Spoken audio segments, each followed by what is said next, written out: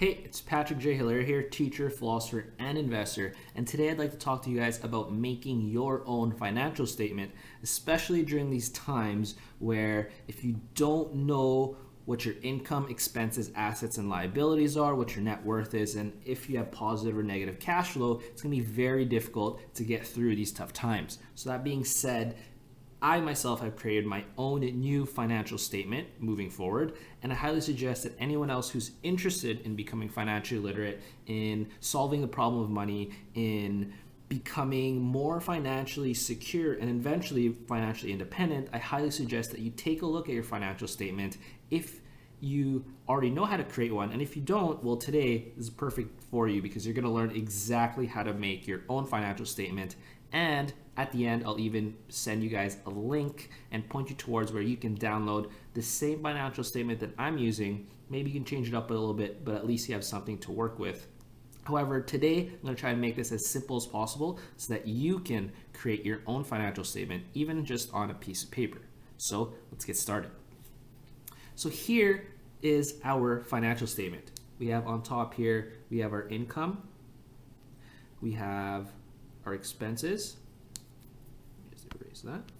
We have our expenses, we have our assets, the bottom, and then our liabilities there as well. So the first part up here where we'll be looking at our income and our expenses, essentially this is going to be our calculation that we'll use for our cash flow. So cash flow, all it really is, and you'll see it'll be calculated down here with our monthly cash flow. I've also added my net monthly COVID cash on hand because during this time, after speaking with my wealth coach, Nelson Camp, and also my real estate coach, well, it's very important to have cash on hand during this whole crisis, which is why I'll be explaining what it means to make yourself broke, and we'll get to that once we get towards talking about cash flow. But essentially, cash flow, all it really is it's income minus expenses, and that's equal to your cash flow. So to start, well, you want to start with your income. And here I've actually separated the different types of income that you can have. So you have earned income. This is income that you get from going to your job, going to your career. Here I'd already put that I'm a teacher. That's my first source of earned income. Next, you'll also have passive income, which comes from either real estate or business. This is if you have a business that's running, you're not necessarily working for it. Now it's kind of automatic. It is passive, and you get those checks, you get those clients regardless if you show up or not. Passive income is really money that you make while you sleep. Next, you have portfolio income, which can be from interest, dividends, or royalties. So most of you may be common with royalties. You have a little bit of understanding of royalties, whether they'll be writing a book, creating a program, and then you get royalties every time someone uses your ideas. Dividends is similar to rent. However, you're giving and investing money into usually a publicly traded company, and then some of these companies will kick you back a little bit of their profits, a little bit of money through a dividend, kind of like a rent check, either monthly, semi-annually, quarterly, or annually. And then interest, just like how when you borrow money from your credit card or your line of credit, you have to pay interest to the financial institution. Well, you can flip that around. You can be the person lending money, and then your lendee, or the person that's borrowing money, your borrower, is actually going to pay you interest, whether that be month to month, or it could be one lump sum at the end once they pay back their loan. So those are different ways of income. I highly suggest you take a look and research the different types of income, whether it be earned, passive, or portfolio income, and then get familiar with what are the ones that you have, what are the ones that you could work on, and what are the ones that you might be interested in or that you don't understand, and then start, again, researching, because a lot of this does start with income. Yes, we're taught at times to reduce expenses to improve our financial situation. However, you can reduce your expenses all you want, but if you're not making enough, then nothing really changes. So next is you have expenses. So here I've actually changed and added more of the expenses, kind of to just cater towards myself. However, you can change this all you want. This is an editable Excel sheet. So here I have taxes because we're all going to pay tax on our income. Next, the taxes on real estate. So I'm a real estate investor and I pay quite a bit in taxes, property taxes. So I add that in there as well. Next, I have save to invest. Now this is really important because a lot of people will think that, oh yeah, I'll just save money and then eventually I will be able to use the interest, live off the interest or whatnot. However, that being said, I've never been taught or I've never been told by anyone who was successful financially to just save their money. Investment is very important, and it's, in my opinion, I believe it's probably the only part that's going to move you towards financial independence and financial literacy is to actually invest, to learn about investments, and then once you're ready to put your money in there, because you will learn a lot more having skin in the game and actually invested in something than just thinking you understand but never really invested anything. Next, you have a home mortgage or rent that I'll add there. Utilities, well, I'm going to pay for water or electricity or hydro, whatever it is. Maintenance fund, so this is mostly for my real estate. However, you can include that as well, especially if you're a homeowner, to have a fund of just in case something happens, specifically to maintain your home, maintain your business, maintain the place where you're living. Next is home insurance. Again, that's only if you are a homeowner or a landlord, I guess. Next is clothing, food, and entertainment. Here I've added gold, COVID, gold, and savings. So again, I'm making this video because we are in a time that seems to be approaching a depression, seems to already be in a recession, and this is not normal times, basically. So I've created this financial statement, which is going to be very different from my regular financial statement. This is going to be my COVID financial statement. You can do this as well, or you can just have your own regular financial statement. I do suggest that you create a crisis financial statement because things are not going to be the same moving forward. As you have already seen, there's been a lot of policy change, CRAs extending your taxes. Governments are coming up with new policy, new bills are being drafted almost on a daily, so things are changing, and I don't think the economy will be the same after this, but we'll see, and I'm preparing for the worst. That being said, this COVID gold and savings account, this is what I'm going to be investing in gold and in savings, just in case something happens and things get a little crazier during this time. I do suggest that you do this as well, and don't be in denial and just start living normally, because like I said, there's research that shows that things will not be normal after this. Not trying to fearmonger or anything, just trying to be a little bit more prepared than not prepared, if you guys know what I mean. So next is real estate mortgage. So again, I'm a real estate investor, so I hold other mortgages other than my own home. Car expenses, this could be like MPI or your gas, how much you're spending on gas. Life insurance is something that you should have. If you don't, I would look into it, especially if you're young, because it's super cheap, and it is part of a good financial plan and a good financial house, let's say, a foundation. Next, if you have student loans, how much are you spending on student loans? Car loans, same thing. Credit cards, how much are you spending on credit cards? This could be your minimums or not. I do suggest that you pay a little bit more than your minimums, especially during these times. And then a line of credit, which is essentially, usually anyway, cheaper credit. Now, once you type all this stuff in, just like in the income, well, it's going to total this all up. So maybe I'm spending, let's say, $2,000 on my taxes. Well, you'll see here, my total expenses goes here, and then my cash flow is a negative number. In brackets means it's a negative number, so my cash flow is negative 2,000. Why? Well, I haven't really entered any of my income here, but let's say I do add my income. Let's say we'll just put a number here. Put 5,000 there, and now my cash flow is going to be 3,000 because, well, this calculation does total income minus total expenses, which equals 3,000. So that's the first part of income and expenses, and this will help you calculate your monthly cash on hand. Now, this being said, you see here just under my monthly cash flow, I have my monthly COVID cash on hand. What I do here is I'll take my total monthly cash flow once all of this has been filled out, obviously, and I'll change that, and I'll basically minus my monthly cash on hand. Well, I'll actually have to add that, so I forgot I put on some formulas here. So my monthly COVID cash on hand is going to be including my COVID cash savings. So let's say I'm going to be saving $1,000 a month.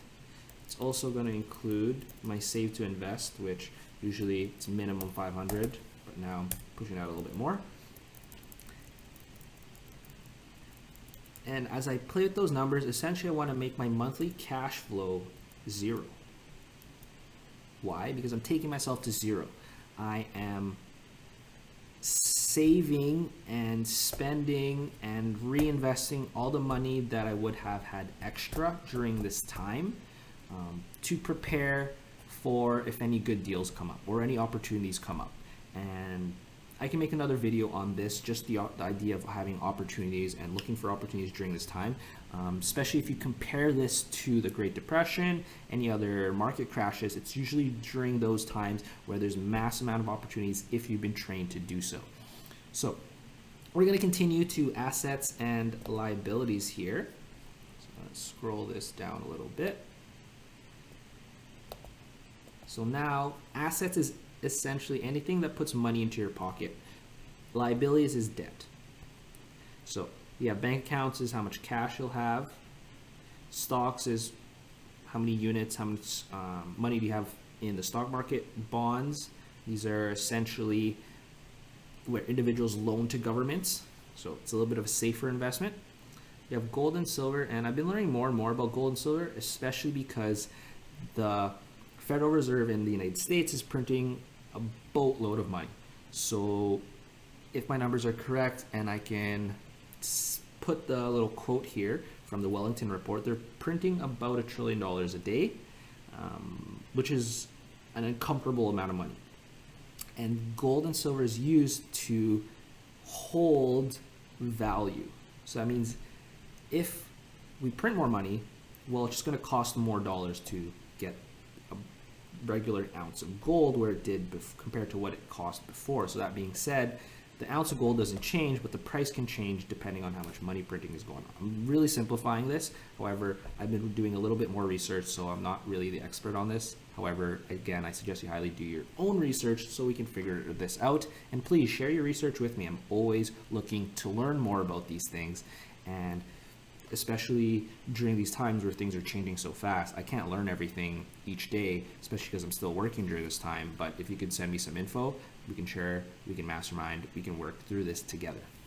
Next is receivables. So this is if you have a little business or a big business and you are expecting money to come in because you have closed clients and they're going to pay you, just haven't yet, so you're going to receive that. And then the next is real estate. How much property do you have? How much is this worth? So once you add this all together, then you'll have a little bit of an idea of how much assets you have. You see here that doodads, or what I like to call useless things that we spend money on or that we think hold value. So here your home is a doodad. Why? Because it's actually a liability. It's taking money out of your pocket every month unless you rent it out. So if you don't rent out your home, it's a liability, it's a doodad. Same with the car. A car, yes, maybe here in Winnipeg you do need a car. However, it is a doodad because it doesn't create income for you. All it really does is bring you from point A to point B, and it costs you insurance, costs you gas, and it's essentially a liability. However, you can turn your home and your car into an asset if they do produce income. So example, I rent out rooms in my home, so now my home is an asset. It's actually putting money in my pocket. For my car, I run my own small business, whether it be consulting for financial literacy. I used to do a little bit of tutoring, but now just focusing on the financial literacy.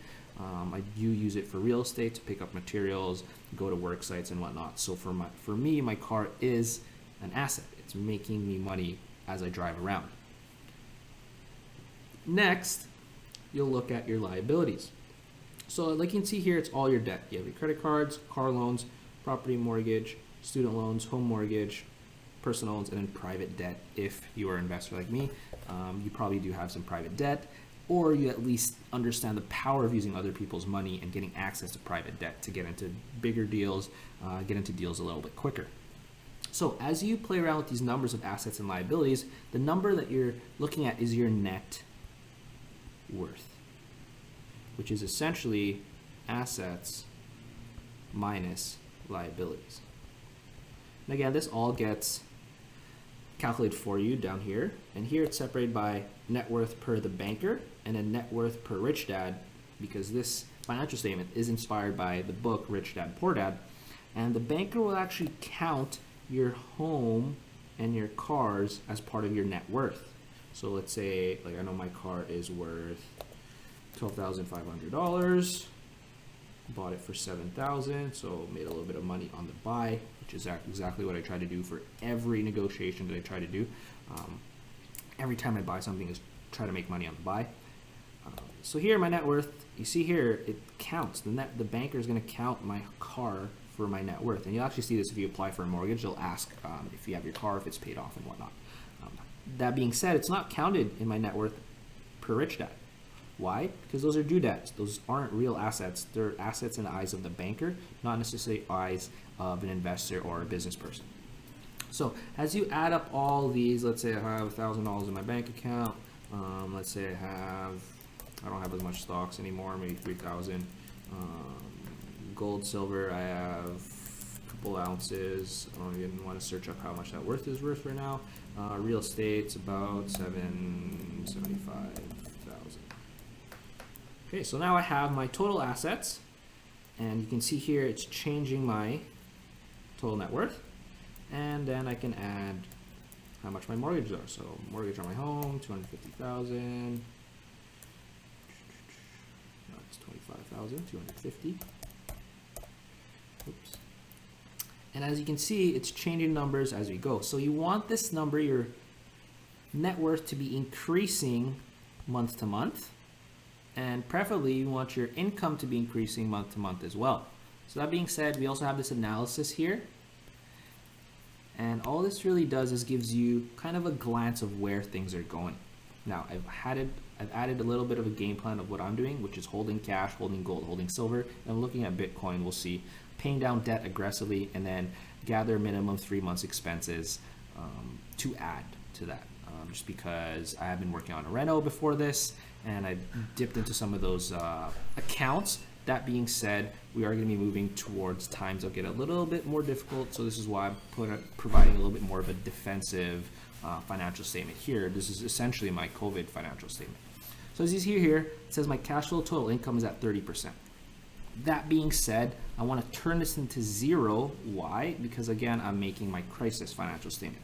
Any extra income that I have is being put away. I've cut out my own salary. It's going into my accounts just in case. I've cut out any extra income, profit, interest income, dividends, whatever, anything that's extra is going into these funds to protect me moving forward, just because after talking to my coach, it did look like this was going to last only like 3-6 months, and now we're looking at 24 months, which is a lot more time. It's 2 years, and I am basically preparing a war chest for this. Next, you have money that works for you. See here that I have 0%, but that's because I haven't added any portfolio or any passive income, meaning if I don't work, I don't get paid, which is great, but at the same time, you need to be able to make money while you sleep. It's a great quote by Warren Buffett, or you'll work for the rest of your life. And I do love my work. I do love my career, my vocation.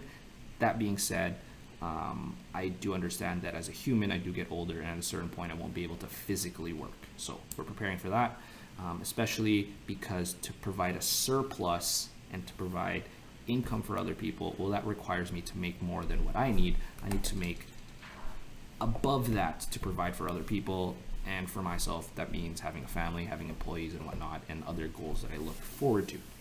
How much you pay in taxes? All this analysis is basically looking at your numbers and calculating it for you. You don't have to pay too much attention to this. However, it is interesting to listen to this. And here you can see how wealthy are you. Well, wealthy is measured in months. It's measured in time.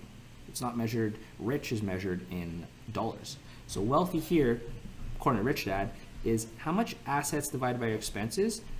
Essentially, how much time do you have until you're broke? So according to these numbers, and again, these aren't my full numbers, but based on expenses of, let's say, $3,500 a month and a total net worth of just over $500,000, this person, again, it's not me, this is just rough numbers, this person is wealthy for, the wealth number is 222 months, meaning they don't have to work for 222 months, they will still be okay. After that number, then they're gonna start having negative net worth, going into debt, and basically moving towards financial ruin. So I hope this video helps you understand what a financial statement is and how you can create your own financial statement moving forward and create your own crisis financial statement. Again, the big idea here, and I'll probably make another video, is turn your cash flow into zero. You want to save yourself broke. You want to find ways to reduce expenses and basically prepare a war chest and increase how wealthy you are. Not how much money you have, but how many months can you survive just on your assets alone. So again, it's Patrick J. Hiller here, teacher, philosopher, and investor. Let me know, send me a DM if you have any questions, and I am opening financial literacy tutoring to anyone interested in getting their money right during these times, just because during these times is the greatest time if you're trained to find opportunity. I'm grateful to have a bunch of mentors and people who've actually produced a life that they want and have actually gotten the skills, mindsets, and abilities necessary to find opportunity. So again, hope you guys have an awesome day. And if you have any questions about a financial statement, do not hesitate to let me know. I would love to help you figure this out. And it shouldn't be too difficult, which is why I created this Excel sheet for you guys. So we'll talk soon and have an awesome day.